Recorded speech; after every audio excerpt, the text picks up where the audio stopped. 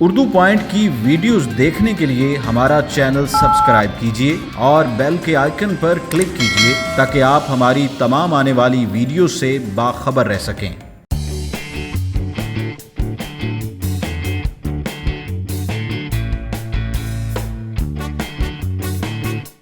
मेरा नाम डॉक्टर नुमान तूर है। मैं यहाँ का फार्म मैनेजर हूँ।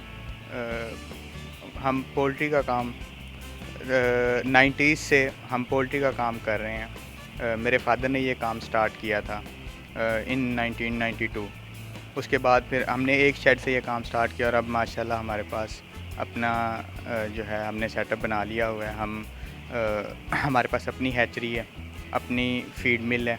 उसके अलावा हमारे पास 20 ब्रॉयलर के शेड हैं और 20 ब्रीडर के शेड हैं। ब्रॉयलर की ब्रीडिंग इस तरह से स्टार्ट होती है कि बाहर से कुछ कंपनीज़ हैं वो जीपी मंगवाती हैं, ठीक है। जीपी को यहाँ पे मंगवा के उसको उसकी प्रोडक्शन करती हैं। जीपी मंगवा के उसकी प्रोडक्शन करके वो वहाँ से ब्रीडर प्रोड्यूस होता है, ठीक है। ब्रीडर जो है ब्रीडर की फिर आगे उसको शेड्स में डाला जाता है। उससे आगे जो है वो फिर ब्रॉयलर प्रोड्यूस होता है और ये हैचरी का अंदर प्रोसेस होता है। उसके अंडे रखे जाते हैं हैचरी में। हैचरी में 21 दिन के बाद अंडे में से बच्चा निकलता है जो कि आगे इसमें शेड्स में आ जाता है। ये उसके जब अंडे में से निकलता है उसके 4 घंटे के बाद 4 से 5 घंटे के बाद उसकी हम ग्रेडिंग करते हैं। ग्रेडिंग इस तरह से कि ए ग्रेड होता है, उसमें स्टार्टर होता है, उसके बाद बी ग्रेड होता है, ठीक है। उसके बाद कलिंग होती है, यानी कि जो बिल्कुल चलने के काबिल नहीं होते, जो बिल्कुल नियर टू डेथ होते हैं उनको निकाल देते हैं, या जो जिनकी डेथ हो चुकी है तो उनको भी निकाल देते हैं। पहले वहाँ से फिर उसकी ग्रेडिंग पे तकरीबन 3 से 4 घंटे लगते हैं। उसके बाद फिर जो है वो आगे शेड्स में गाड़ियों के ज़रिए लाया जाता है। ये शेड्स में ज़्यादातर यानी कि रात के टाइम जो है वो चूज़ा शिफ्ट किया जाता है गर्मी की वजह से। अगर दिन के टाइम गर्मी हो, अगर सर्दियों में हो तो फिर वो दिन के टाइम भी कर लेते हैं, उसमें कोई ख़ास इशू नहीं होता। पहले जो है वो बॉक्सेस में चूज़ा होता है, ठीक है। बॉक्सेस में से चूज़ा निकाला जाता है। बॉक्सेस में से चूज़ा निकाल के उसको जो है वो अपना शेड के अंदर रखा जाता है। उसके बाद उसकी फ़ीड जो है वो इस तरह से स्टार्ट की जाती है कि उसको बर्तनों के अंदर, यानी कि ट्रेज़ होती हैं, ठीक है, ट्रेज़ के अंदर फ़ीड को डाला जाता है, ठीक है। ये तकरीबन प्रोसेस चलता है पहले 5 से 6 दिन, ठीक है। और उसके अलावा फिर पेपर होता है।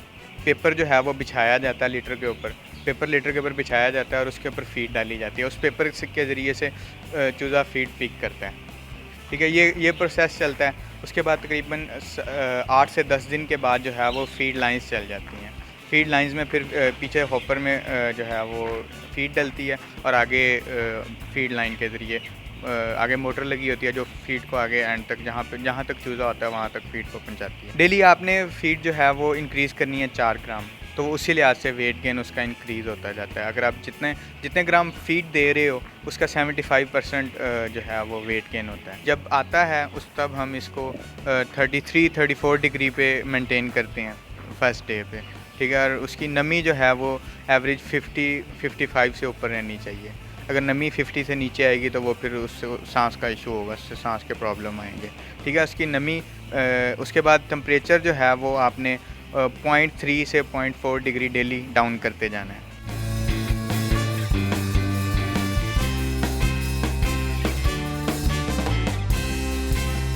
ये ग्रामों के हिसाब से डालते हैं, 5 ग्राम से के हिसाब से दिन में बढ़ा रहे हैं। तकरीबन ये तो चूज़े का हिसाब होता है, दिनों का हिसाब से डालते रहते हैं। जैसे जैसे चूज़ा बड़ा होता है वैसे जो है ना फीड बढ़ती जाती है। अभी तकरीबन है हमारा चूज़ा जो है ना वो 15 दिन का है, तो 15 दिन के हिसाब से अभी चल रही है 24 घंटे की। इसमें 25 बैग मशीनों के ज़रिए डलती है, कोई मुश्किल नहीं। पानी फ़िल्टर के ज़रिए जा रहा है, वो उधर से फ़िल्टर के ज़रिए फ़िल्टर होकर टैंकियों से आगे शेडों में और आगे निपलों से चूज़ा पी रहा है।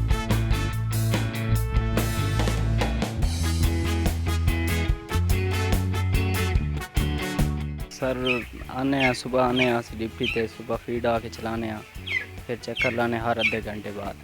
फिर अगर पानी ना होए या मसलन फीड ना खाना पे हो चूज़ा, फिर जाने सुपरवाइज़र साहब ने दसते हैं, फिर वो आके कुछ कर दें कि चूज़े न उठाने हैं, चक्कर शक्कर लाने हैं कि फीड शीड खावे, पानी शानी पीवे, वज़न करे।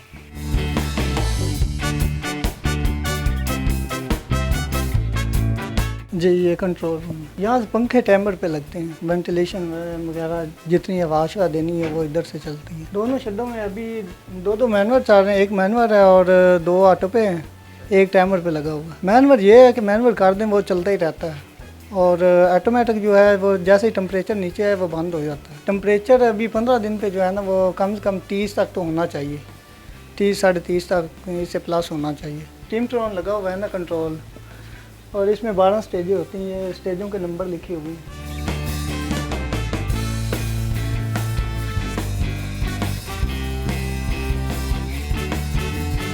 खाने के लिए तैयार हो जाता है वो है 2200 से 2400 ग्राम, जो एवरेज वेट जो लोग एवरेज ज़्यादातर सेल कर रहे हैं हेल्दी, हाँ जो हेल्दी हो वो तकरीबन जो है वो तैयार हो जाता है 36 से 38 दिन में। ये तकरीबन 2400-2500 ग्राम की एवरेज पे 3400 से 3700 ग्राम तक खा जाता है फीड एक चूज़ा। पाकिस्तान में बहुत सी कॉमन डिजीज़ हैं, पाकिस्तान के अंदर जो वायरल डिजीज़ हैं उनके लिए हम वैक्सीन करते हैं। उसके अंदर इन्फेक्शियस बर्सल डिजीज़ है, इन्फेक्शियस ब्रोंकाइटिस है, ठीक है। उसके बाद फिर न्यूकासल डिजीज़ है। उसके लिए हम डिफरेंट टाइम्स के ऊपर, यानी कि ये जो वैक्सीनेशन शेड्यूल है ये आपका एरिया के ऊपर डिपेंड कर रहा होता है, आप किस एरिया में किस टाइम पे हैं, वहाँ पे कौन सी डिज़ीज़ का लोड ज़्यादा है, वो फिर हम जो है उस लिहाज से उसकी वैक्सीनेशन शेड्यूल को हम लोग फॉलो करते हैं, ठीक है। अब उसमें हमें यानी जिस टाइम पे जिस डिज़ीज़ का लोड हो उसी तरह से हम उसको उसी तरह से हम उसको वैक्सीन देते हैं चूज़े को, ताकि उसके अंदर उस डिज़ीज़ के ख़िलाफ़ इम्यूनिटी पैदा हो जाए और वो उसके अंदर वो डिज़ीज़ ना आए। अगर तो बैक्टीरियल इन्फेक्शन है, बैक्टीरियल इन्फेक्शन का ये है कि उसका आप एंटीबायोटिक चलाते हो वो 2-3 दिन में रिकवर हो जाती है, उसमें मोर्टेलिटी भी इतनी नहीं होती। लेकिन अगर वायरल इन्फेक्शन आ जाती है तो वो डिपेंड करता है कि कौन सी वायरल इन्फेक्शन आई है, और उसमें आपने स्पोर्टिव ट्रीटमेंट देना है, उसमें आपने कोई एंटीबायोटिक नहीं चलानी। उसमें यह है कि आप पल्मोनोल, पैनाडोल, यानी कि सिंपली जो आपकी सिम्प्टोमेटिक, यानी कि अगर उसका गला ख़राब है तो उसके लिए आपने मेडिसिन चलानी है। अगर वायरल इन्फेक्शन है और वो रिकवर हो जाता है तकरीबन कोई 4 से 5 दिन में, तो उसके बाद ज़ाहिर सी बात है वो बॉडी अपने आप को रिकवर कर लेगी। जब तक उसने निकलना है शेड से तब तक वो हर चीज़ नॉर्मल हो चुकी होगी। और जो आपका एंटीबायोटिक है, एंटीबायोटिक जो यूज़ हो रहा है, एंटीबायोटिक का रेजिड्यू बॉडी के अंदर सिर्फ 2 दिन रहता है, और हम जब मुर्गी ने निकलना होता है शेड से उससे 3 से 4 दिन पहले एंटीबायोटिक सारी बंद कर देते हैं, कोई मेडिसिन नहीं चलाते हैं। हमारे यहाँ आजकल एक बड़ा प्रॉब्लम है कि हमारे यहाँ पोल्ट्री के ख़िलाफ़ जो है बहुत ज़्यादा प्रोपेगेंडा किया जाता है कि ये 38 दिन के अंदर तैयार हो जाती है। तो ये किस तरह से तैयार होती है, इसके पीछे जो है साइंटिस्ट ने वर्क किया है, उन्होंने जेनेटिक्स के ज़रिए इसको चेंज किया है, जीन्स के अंदर चेंजिंग की है, जिसकी वजह से ये 38 दिन के अंदर तैयार होती है। उन्होंने क्रॉस ब्रीडिंग करवा के और जेनेटिक्स के ज़रिए इसको जो है इस फॉर्म में लेके आए हैं कि अब ये गोश्त जो है हमें 38 दिन में तैयार मिलता है। अगर ये 38 दिन में तैयार ना हो तो आपकी जो गोश्त की रिक्वायरमेंट है, हर दिन हर बंदा मुर्गी खा रहा है, अगर वो 38 दिन में तैयार ना हो तो ये रिक्वायरमेंट ही नहीं पूरी हो सकती।